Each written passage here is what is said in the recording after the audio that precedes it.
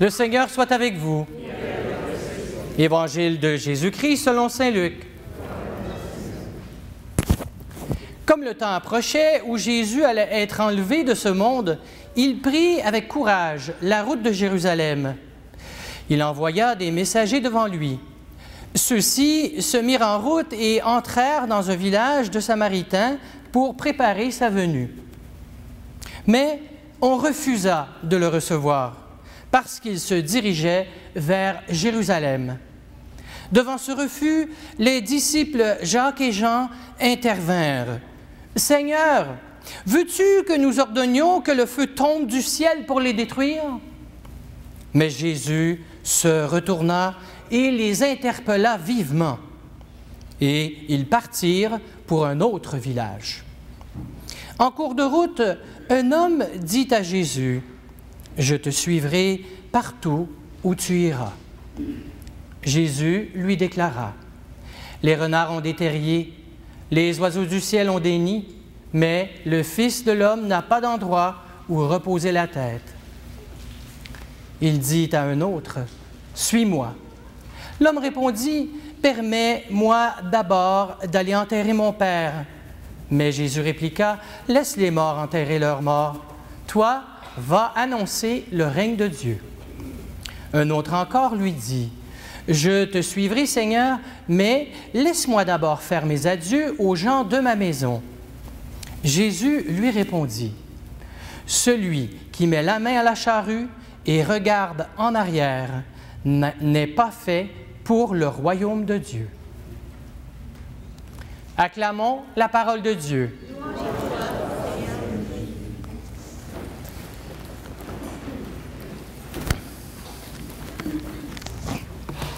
Mes frères et sœurs, ce matin, j'aimerais avec vous regarder de plus près qu'est-ce que ça veut dire aujourd'hui suivre Jésus. Vous savez comme moi que du temps du Moyen Âge, on réservait la suite de Jésus, ce qu'on appelait en latin la sequela Christi. On réservait ça aux religieux, aux religieuses et surtout aux gens qui vivaient dans les monastères. Hein? C'était seulement les élus, les quelques personnes qui pouvaient dire être capables, se retirer du monde, et même ils changeaient de nom. Ça s'est fait jusque dans les années 50 et 60. Hein? On changeait de nom pour dire qu'on avait complètement changé de vie, que nous étions convertis et que nous étions devenus des gens à la suite de Jésus pour le royaume, la sequela Christi. Évidemment, je pense qu'aujourd'hui, il faudrait commencer à regarder d'un peu plus près en quoi est-ce que ça, en fait, c'est l'affaire de tout le monde. C'est l'affaire de tout le monde, suivre Jésus. Et c'est ça que les Écritures nous disent aujourd'hui. Moi, je trouve ça très intéressant. Quand je suis devenu religieux, il y a quelqu'un qui dit « Ouais, mais là, c'est vraiment sérieux, Daniel, il faut que tu sois vraiment un disciple. » Puis la personne, c'est un laïc, mais j'ai dit « Ben toi, c'est pas sérieux? » Ben non, il dit « C'est pas ça que je veux dire. » Ben, mais c'est quoi tu veux dire au juste? Est-ce que je suis nécessairement dans un chemin qui est plus exigeant? Est-ce que je suis nécessairement, parce que les religieux, les religieuses, les prêtres sont avec les 3 vœux qu'on appelle les conseils évangéliques, que nécessairement ils vont suivre Jésus de plus proche? Il me semble que les Écritures aujourd'hui nous disent « c'est l'affaire de tout le monde ». Puis une paroissienne me rappelait hier « c'est l'affaire de tout baptiser ». Suivre Jésus, c'est l'affaire de tout baptiser.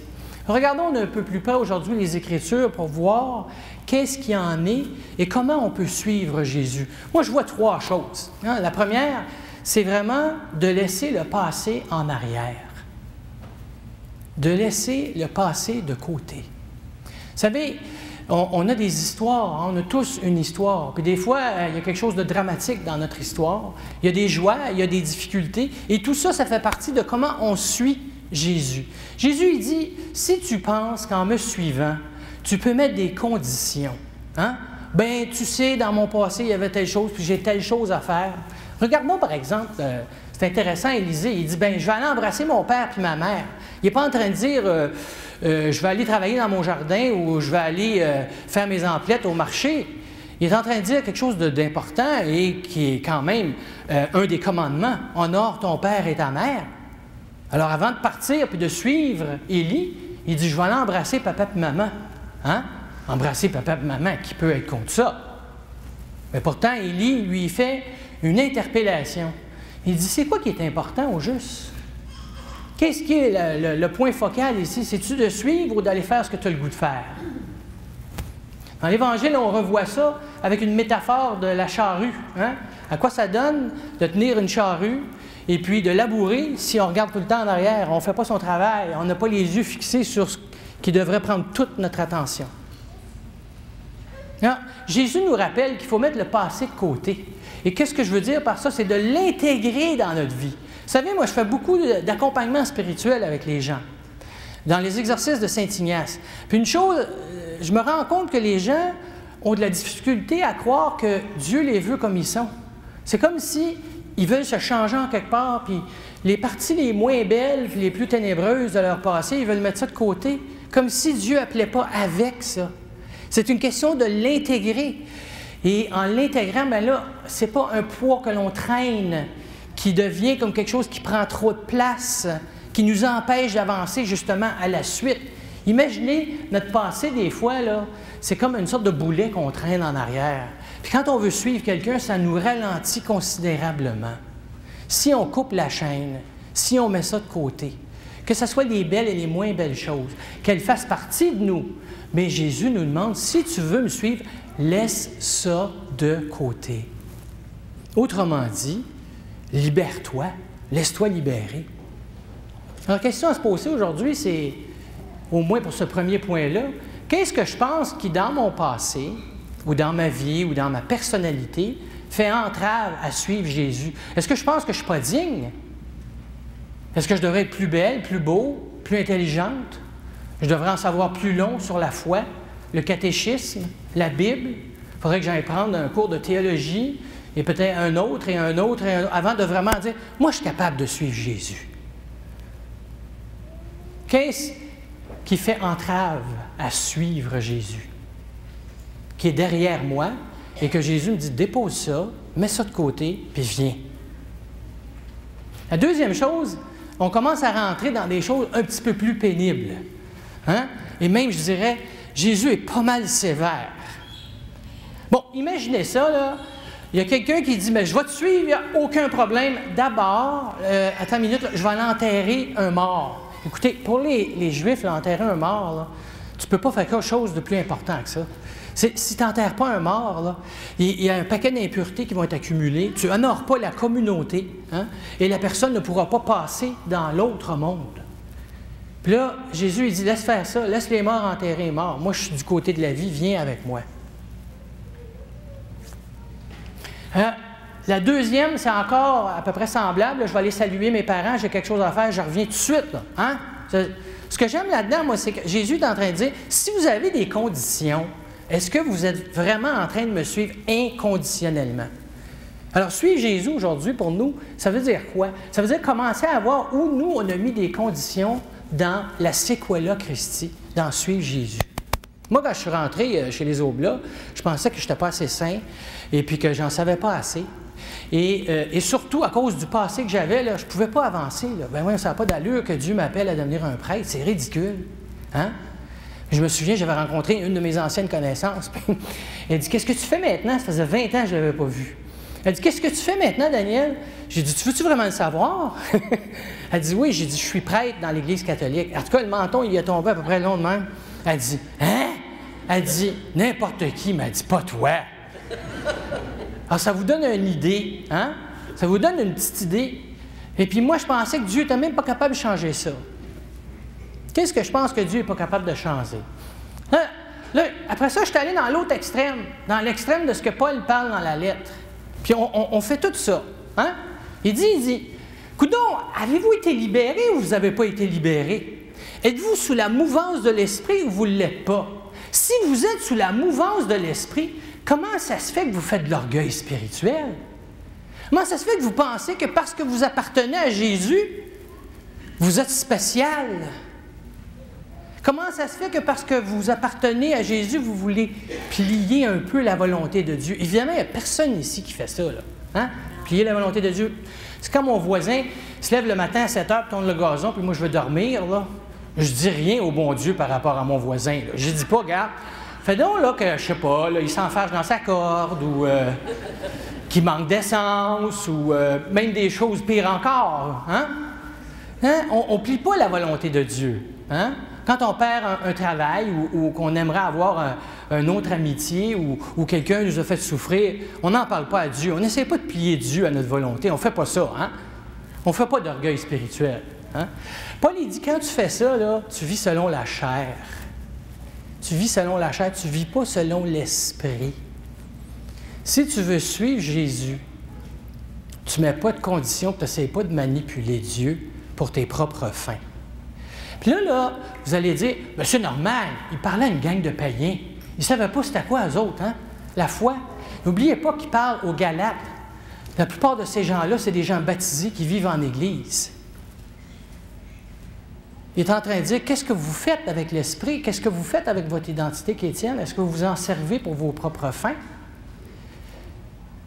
Il faut toujours se garder, quand on est à la suite de Jésus, d'essayer de plier Dieu à notre propre volonté. Des fois, quand on dit de notre Père, c'est comme « Seigneur, que ma volonté soit faite et non la tienne. »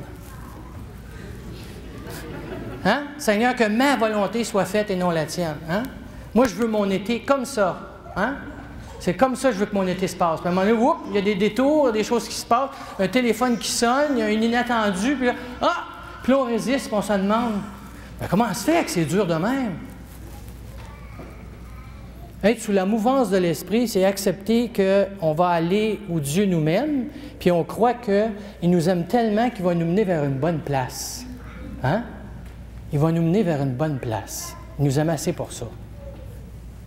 Pourquoi est-ce que nous autres, on reprendrait le contrôle puis qu'on ferait comme nous autres, on pense?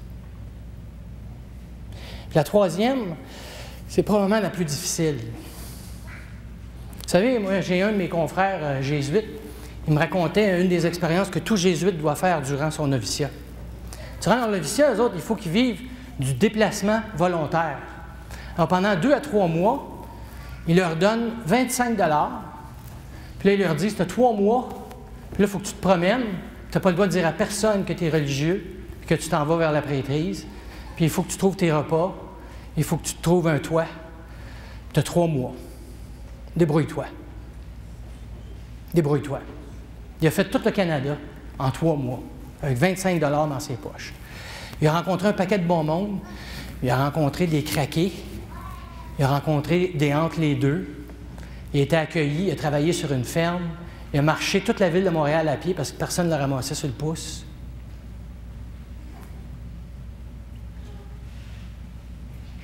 Pas de terrier. Pas de nid. L'itinérance volontaire. Jésus nous dit, êtes-vous capable de vivre ça, vous autres, pour moi? Êtes-vous capable d'accepter ça? Il y en a même qui ont vécu l'itinérance ici. Qui veut retourner à ça? Qui veut vivre l'itinérance? En fait, ça veut dire quoi, vivre l'itinérance volontaire? Ça veut dire que tout, absolument tout, est secondaire à suivre Jésus et la priorité numéro 1, c'est de suivre Jésus. Ce n'est pas la grosseur de mon nid, la grosseur du terrier où je vais me promener, la grosseur de ma voiture. Tout ça, c'est de la fioriture, puis on oublie ça. Si on est à la suite de Jésus, c'est toute de la fioriture. Mais on met tellement d'importance là-dessus. Et notre société met tellement d'importance là-dessus qu'on oublie que Dieu nous dit « Je passe en premier ». Je pense que je vous ai déjà raconté ça. Quand je suis allé à Madonna House, j'avais des démangeaisons apostoliques. Dans ce temps-là, je ne savais pas si ça allait être la prêtrise ou autre chose. Puis je suis rentré, puis au-dessus, il y avait une enseigne dans la cafétéria, c'était écrit « Je suis troisième ». Moi, j'ai dit, qu'est-ce que c'est ça, cette affaire-là, je suis troisième? J'ai demandé à une des personnes qui résidaient en communauté à Madonna House, qui était une laïque, j'ai dit, écoutez, madame, je sais quoi ça, je suis troisième? Elle ne m'a pas donné la réponse, elle a dit, c'est qui est premier? Elle m'a donné des questions. J'ai dit, laissez-moi penser à ça, là. Mais là, comme je cheminais apostoliquement, j'ai pas pris trop de temps, j'ai dit Dieu. Là, elle dit, c'est qui est deuxième? J'ai dit, mon prochain? Et là, je n'étais pas trop sûr. Bon, elle dit, tu sais pourquoi tu es troisième.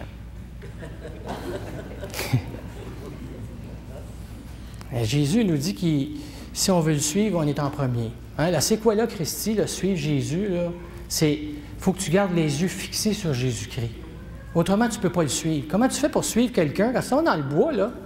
Puis c'est la personne, tu n'as pas de GPS, puis c'est elle ton GPS. Là. Si tu ne la suis pas, tu vas te perdre. Hein? C'est ça que Jésus dit. Garde les yeux fixés sur moi, suis-moi. Puis, il y a un lien intime entre suivre Jésus et imiter Jésus. Tu sais, quand tu fixes quelqu'un assez longtemps, puis tu l'observes, là, à un moment donné, tu commences à voir c'est quoi ses habitudes, ses comportements. Puis s'ils sont imitables, c'est quasiment naturel. Hein? On a une musicienne ici, là, ses enfants, ils chantaient avant de parler. Hein? Parce qu'ils ont imité. Hein? Ils ont imité. Hein? Jésus il nous dit, si tu me suis, oublie pas de m'imiter. Oublie pas de pardonner. Oublie pas d'accueillir. Oublie pas de te donner. Oublie pas de tout laisser. Oublie pas l'Esprit Saint. C'est ça que moi j'ai fait. Demandons à Dieu qu'il nous aide à laisser notre passé de côté et à dire oui, je vais te suivre. Demandons-lui. Écoute, des fois je suis trop orgueilleux, je me sers de ma religion pour manipuler Dieu. Je te demande pardon pour ça, Jésus. Je veux te suivre. Puis troisièmement, demandons-lui qu'il reste proche et qu'on ne le perde pas de vue. On peut même y tenir la main.